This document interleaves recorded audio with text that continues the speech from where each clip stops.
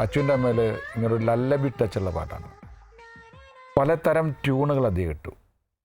ഞാൻ ഒരിക്കലും ചെയ്യാൻ പാടില്ലാത്ത, പറയാൻ പാടില്ലാത്തൊരു വാചകം ഞാൻ അദ്ദേഹത്തിൻ്റെ അടുത്ത് പറഞ്ഞു. ഇതൊക്കെ നന്നായിട്ടുണ്ട്.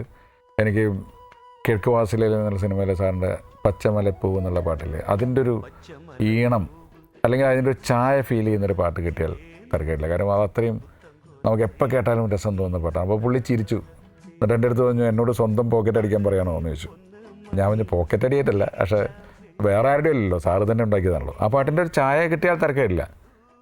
അത്ഭുതം എന്നാണ് പറയുന്നത്. നമുക്ക് ആ പാട്ടിൻ്റെ ആ താളവും ആ മീറ്ററൊക്കെ വെച്ചിട്ട് തന്നെയാണെങ്കിലും അദ്ദേഹം എന്ത് പറഞ്ഞാലും നീ എൻ്റെതല്ലേ വാവേ എന്നുള്ള പാട്ട്, അത് ഗിരീഷിൻ്റെ വരികളും കൂടി ആയപ്പോൾ ശരിക്കും പറഞ്ഞാൽ ഗിരീഷ് അതിന് എഴുതിയ പാട്ടിൻ്റെ വരികൾ വേറെയായിരുന്നു. ആ ഫുൾ സോങ് വേറെ എഴുതി ട്യൂൺ ചെയ്ത് കഴിഞ്ഞ ശേഷം എൻ്റെ അടുത്ത് കൊണ്ടുവന്നു. അത് മഞ്ഞുമഴക്കാലം എന്ന് പറഞ്ഞിട്ട് തുടങ്ങുന്നൊരു പാട്ടാണ്. മഞ്ഞുമഴക്കാലം അങ്ങനെയായിരുന്നു തുടങ്ങിയിരുന്നത്.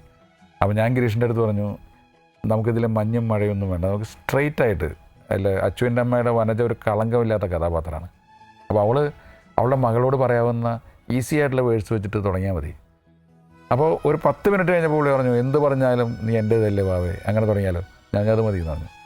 ആ പാട്ട് ആ സിനിമയുടെ വിജയത്തിന് ഒരു സഹായിച്ച ഒരു വലിയ ഘടകമാണ്. എന്തു പറഞ്ഞാലും നീ എൻ്റേതല്ലേ വാവേ,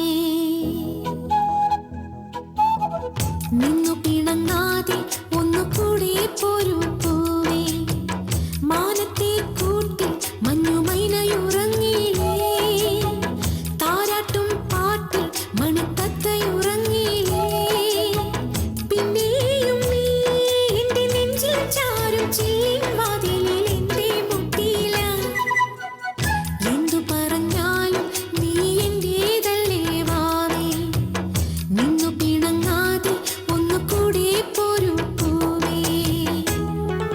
രാജാ സാറിൻ്റെ മനോഹരമായ ഈണം, ചിത്രേച്ചി വളരെ മനോഹരമായി പാടിയിട്ടുള്ള പാട്ടാണ് എന്തു പറഞ്ഞാലും എന്നുള്ള ഈ ഗാനം.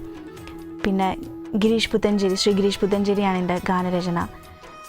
ശരിക്കും കവിതകൾ കൊണ്ടും കാൽപ്പനികത കൊണ്ടും മലയാളികളെ എന്നും വിസ്മയിപ്പിച്ചിട്ടുള്ള ഒരു ലിറിക് റൈറ്ററാണ് അദ്ദേഹം.